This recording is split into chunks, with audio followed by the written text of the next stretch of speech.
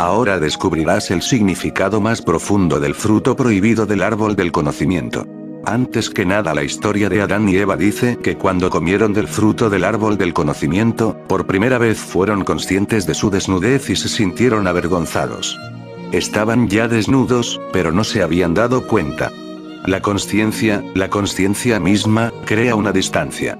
En el momento en que eres consciente de algo, empiezas a juzgar. Entonces eres algo diferente de aquello. Por ejemplo, Adán estaba desnudo. Todo el mundo nace desnudo como Adán, pero los niños no se dan cuenta de su desnudez. No la juzgan, ni si es buena ni si es mala. No son conscientes y por tanto no son capaces de juzgar. Cuando Adán se dio cuenta de que estaba desnudo, surgió un estado de opinión sobre si era o no correcto. Todos los animales estaban desnudos a su alrededor, pero ningún animal era consciente de su desnudez. Adán tomó conciencia y con esa conciencia Adán se convirtió en algo único. Ahora, el ir desnudo era comportarse como un animal, y a Adán, desde luego, no le gustaba ser como un animal.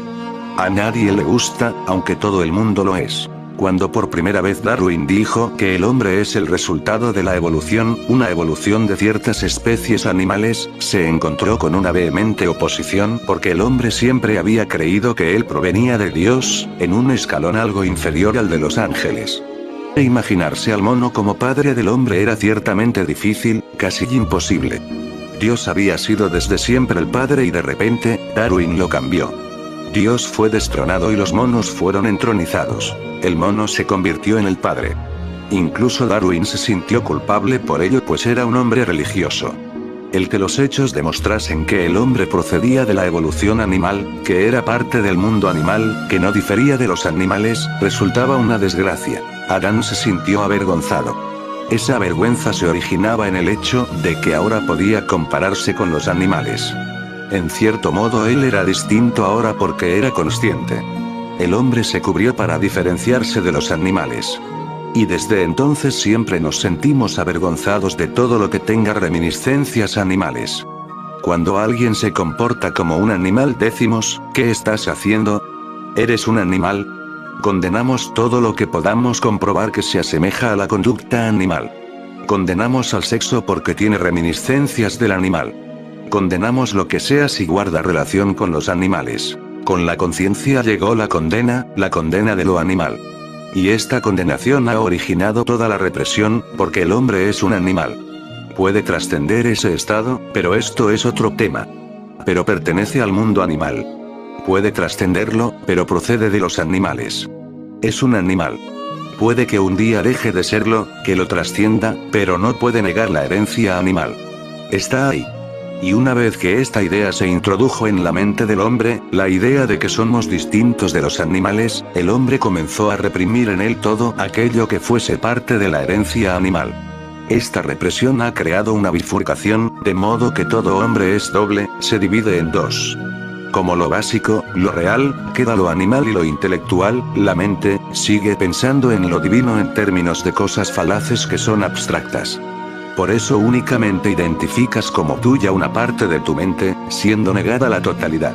Incluso dividimos el cuerpo. La parte inferior del cuerpo es condenada. No es solamente inferior en términos fisiológicos, es inferior en términos de valores. La parte superior del cuerpo no es solamente superior, es más elevada.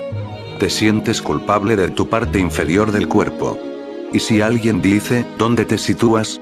Señalas a tu cabeza. Este es el sitio, el cerebro, la cabeza, el intelecto. Nos identificamos con el intelecto, no con el cuerpo. Y si nos presionan aún más, nos identificamos con la parte superior del cuerpo, nunca con la inferior. Lo bajo siempre es condenable. ¿Por qué? El cuerpo es uno. No puedes dividirlo. No existe la división. La cabeza y los pies son uno y tu cerebro y tus órganos sexuales son uno. Funcionan como una unidad.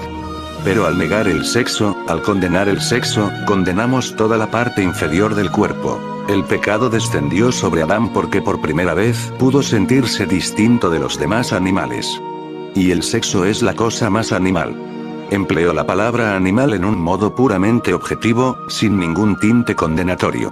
Lo más animal ha de ser el sexo porque el sexo es la vida, el origen y la fuente de la vida. Adán y Eva se hicieron conscientes del sexo. Trataron de ocultarlo, no solo exteriormente, trataron de ocultar el hecho mismo en su conciencia interior.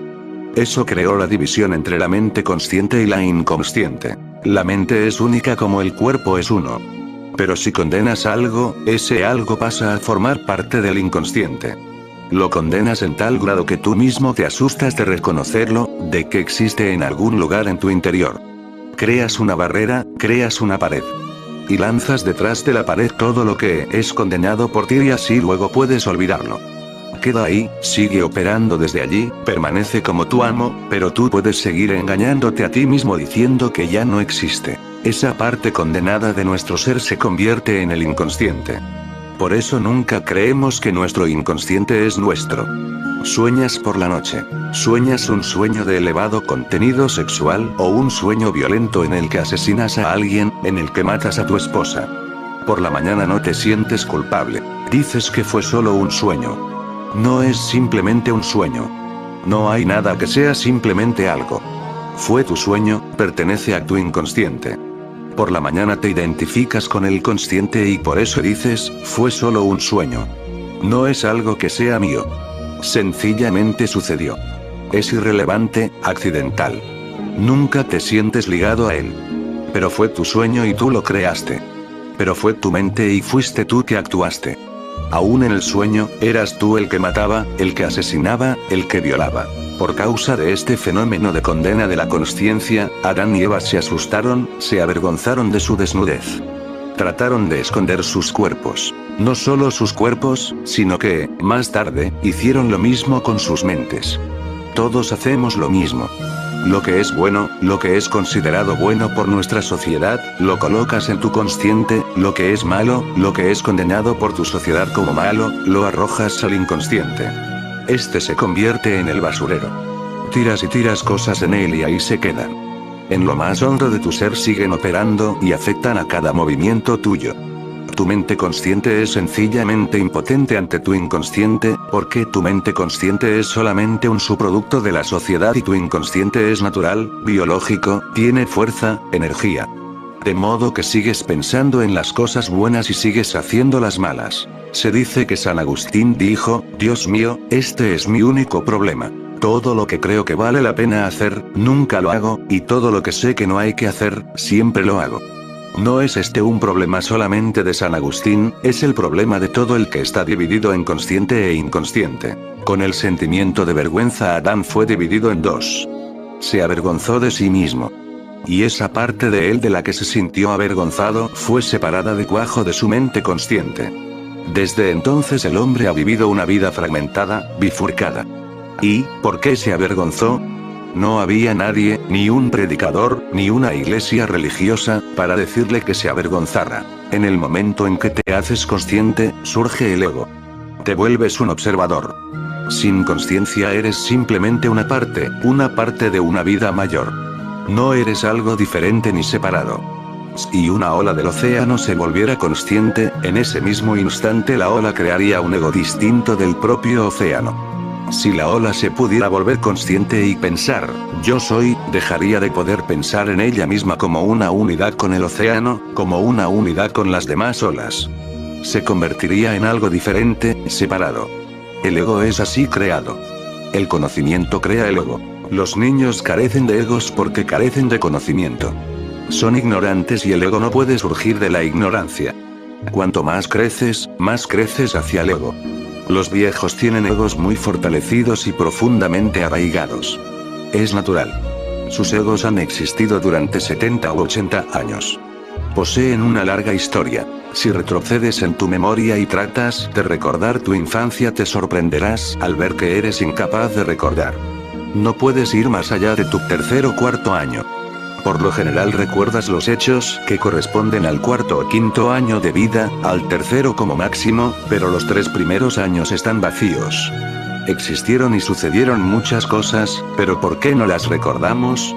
Se debe a que el ego no estaba presente, por eso es difícil el recordar. En cierto modo, no existías, así que ¿cómo vas a recordar? Si hubieras estado allí, recordarías. Pero no estabas. No eras capaz de recordar. La memoria existe solamente después de que el ego hiciera acto de presencia, porque la memoria necesita de un centro al que referirse. Si no estabas allí, ¿en qué se apoyará la memoria? 3 años es mucho tiempo y para un niño cada momento es un acontecimiento. Todo adquiere un carácter extraordinario, nada es ordinario. En realidad debería poder recordar más cosas. Debería poder recordar los primeros años, los primeros días de vida porque en aquellos días todo era especial, significativo. Todo lo que sucedía era algo nuevo. Pero no existen recuerdos de aquello. ¿Por qué? Porque el ego no estaba allí. La memoria requiere un ego en el que apoyarse. En el instante en que el niño comienza a percibirse como una entidad separada de los demás, empieza a sentirse avergonzado. Empezará a sentir la misma vergüenza que sintió Adán. Adán se descubrió a sí mismo desnudo, desnudo como los animales, desnudo como todos los demás seres. Tú has de ser distinto y especial, no como los demás, solamente entonces eres capaz de desarrollar el ego. El primer acto fue ocultar su desnudez. De pronto, Adán se volvió diferente. Dejó de ser un animal. El hombre nace como Adán y con la vergüenza de Adán. Con el sentimiento de vergüenza de Adán, nace el hombre. Un niño no es un hombre. Se convierte en un hombre únicamente cuando empieza a percibirse como algo separado, distinto de los demás. Cuando se convierte en un ego. Por esto, en realidad, no es la religión la que te da el sentimiento de culpa. Es tu ego. La religión explota este hecho. Esto es otro asunto. Cada padre lo explota. Esto, también es otro asunto. Todo padre le dice a su hijo, ¿qué es lo que haces comportándote como un animal?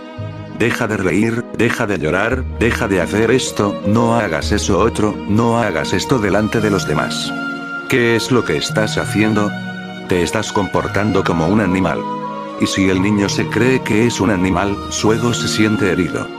Para satisfacer su ego, se comporta, se somete. Ser un animal es algo muy dichoso porque entonces existe la libertad, una entera libertad para moverse, para hacer.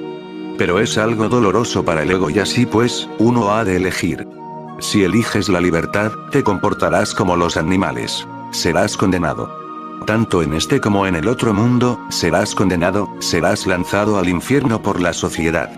Por eso debes ser un hombre, no debes ser como un animal. Así se alimenta el ego. Uno empieza a vivir en torno al ego, entonces uno empieza a actuar de acuerdo a lo que satisface al ego. Pero no puedes negar por completo a la naturaleza. Sigue afectándote. Entonces comienzas a vivir dos vidas. Una, la vida anterior a Adán. La otra, la vida posterior a Adán. Uno empieza a vivir dos vidas, uno empieza a vivir una vida doble. Se crea una cara para mostrarla a la sociedad. Hay un rostro público y uno privado. Pero tú eres tu rostro privado y todos somos como Adán. Estamos desnudos, somos como animales. Pero no puedes mostrárselo al público. Al público le enseñas tu rostro anterior a Adán, todo pulcro, todo encajando con la norma social. Todo lo que le muestras al otro no es lo real, sino lo que deseas. No es lo que es, sino lo que debería ser. Por eso todo el mundo ha de estar cambiando continuamente de una cara a otra. En cada momento cambias de lo público a lo privado. Esto supone un gran esfuerzo. Disipa mucha energía. Pero no te estoy diciendo que seas como un animal. Ahora ya no puedes serlo. El fruto prohibido no puede ser recuperado. Te lo has comido, se ha convertido en tu sangre y tus huesos. No hay forma de deshacerte de él, no hay forma de devolverlo y acudir a Dios, al Padre y decir, te devuelvo esto, el fruto prohibido del conocimiento. Perdóname. No hay forma de hacerlo. No hay forma de retroceder. Ahora es tu sangre. No podemos volver atrás, solamente podemos ir hacia adelante. No podemos descender por debajo de lo que ya conocemos. Solamente podemos ir más allá de lo que conocemos. Solamente es posible una clase distinta de inocencia. La inocencia de la consciencia total. Hay dos clases de inocencia. Una es inferior al conocimiento. Es infantil, preadámica, animal. Por debajo del saber, tú no existes, el ego no existe, el que crea los problemas no existe, existe solamente como parte de la totalidad cósmica. Desconoces que eres una parte, desconoces que existe una totalidad cósmica, no sabes nada. Existes sin saberlo. Desde luego que no existe el sufrimiento, porque el sufrimiento es imposible sin el conocimiento. Uno ha de ser consciente de que se sufre para poder sufrir. ¿Cómo vas a sufrir si no te das cuenta? Te están operando, un cirujano te está operando. Si te mantienes consciente, sufres.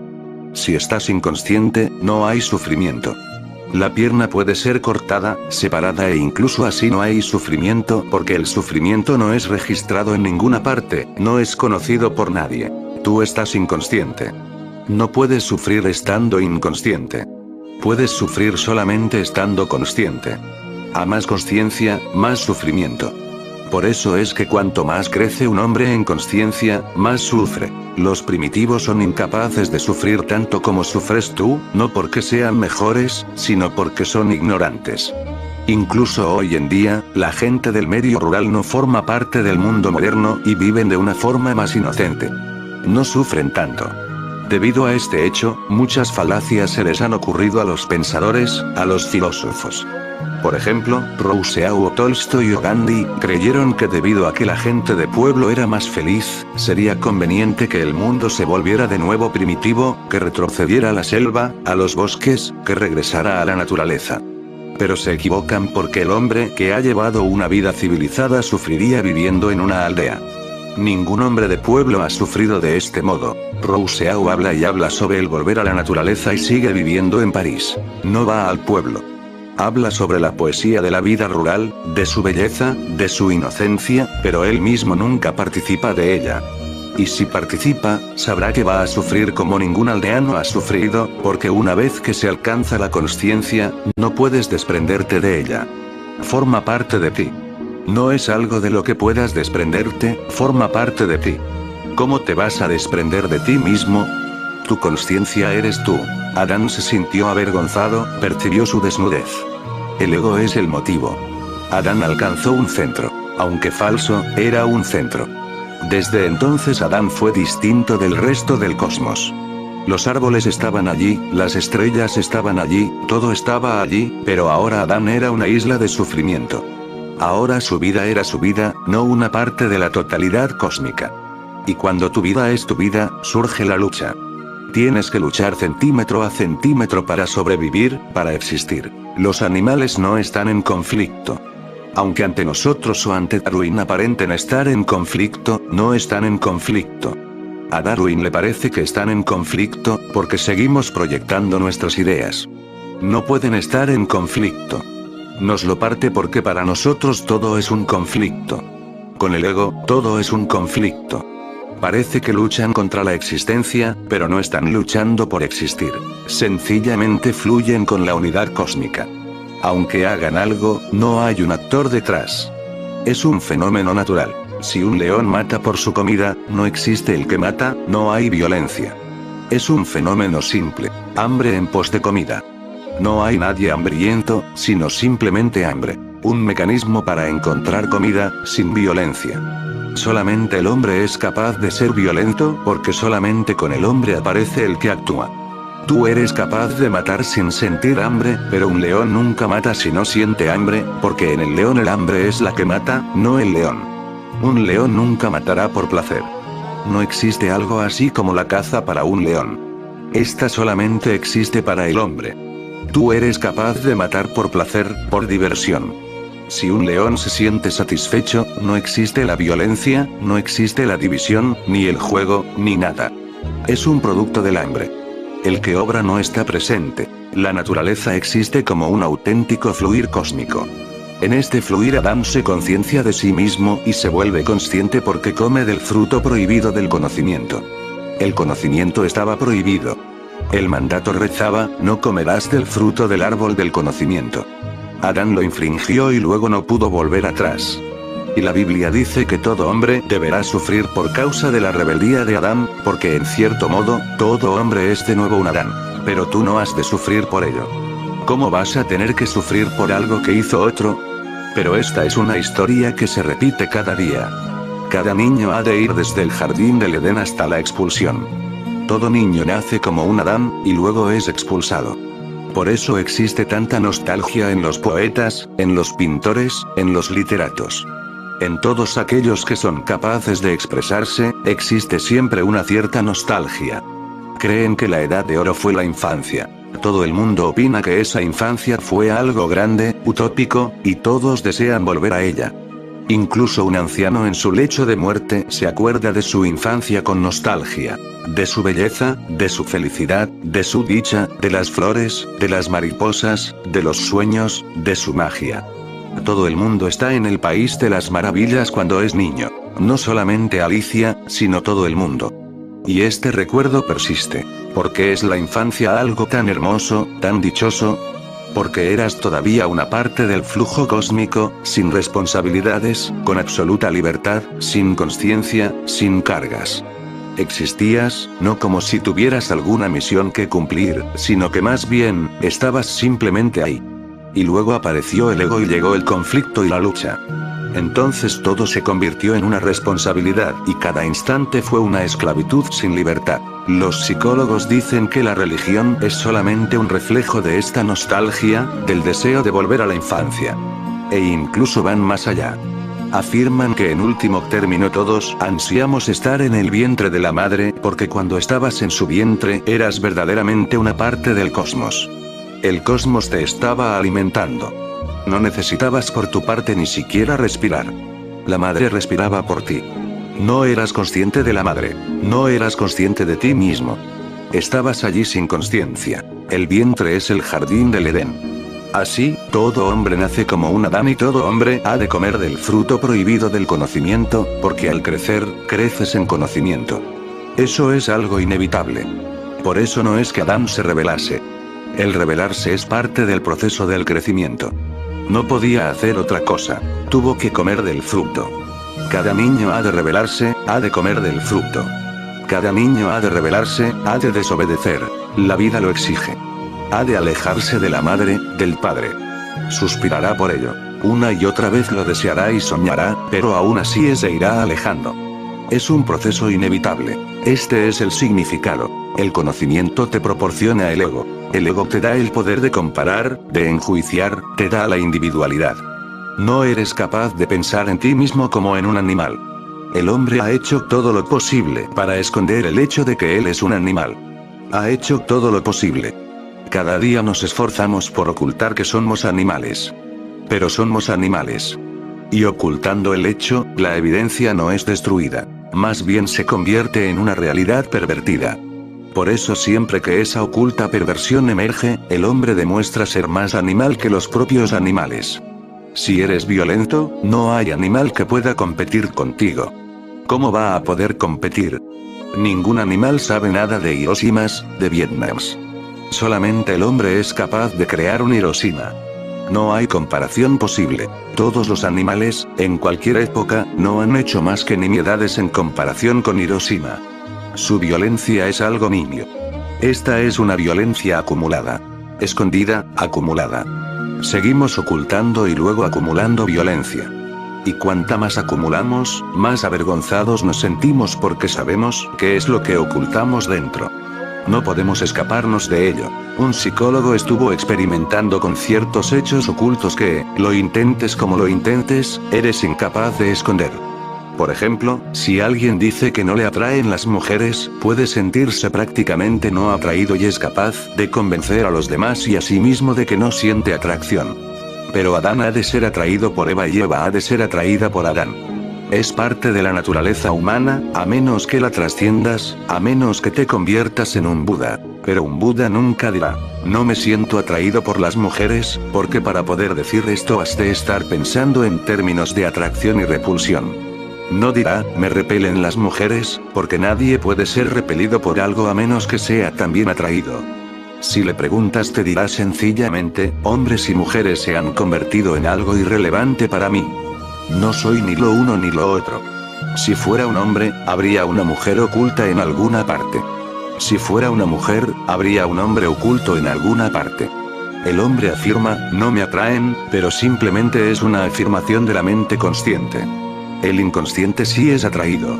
Cuando se esconden ciertos hechos estos continúan manipulándote y luego te sientes más y más avergonzado. cuanto más desarrollada es la civilización y más elevada la cultura, más se sentirá avergonzado el ser humano. Más se avergonzará. En realidad, cuanta más vergüenza sientes por el sexo, más civilizado eres. Pero de esta forma el ser humano está condenado a estar loco, esquizofrénico, dividido. Esta división comenzó con Adán.